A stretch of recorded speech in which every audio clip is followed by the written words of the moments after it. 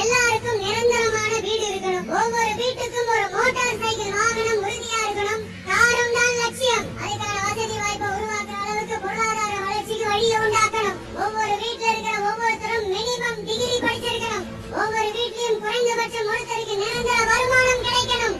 அதுக்கான வேலை வாய்ப்பை உருவாக்கணும். அதுக்கு தகுந்த மாதிரி கல்வியில பாடத்திட்டத்துல சீர்திருத்தம் செய்யணும். கவர்மெண்ட் ஹாஸ்பிட்டல்ஸுக்கு மக்கள் எல்லாரும் பயம் இல்லாம நம்பி போற மாதிரி மாத்தணும்.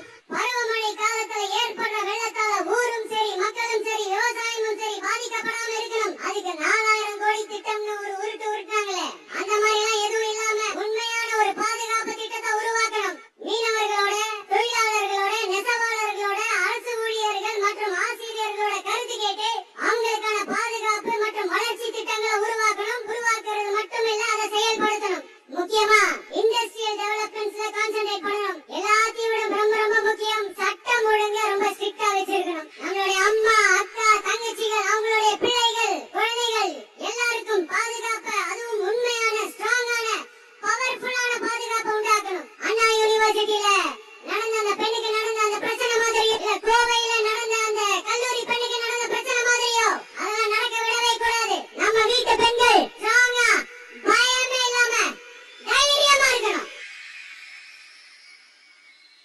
இதை எப்படி செயல்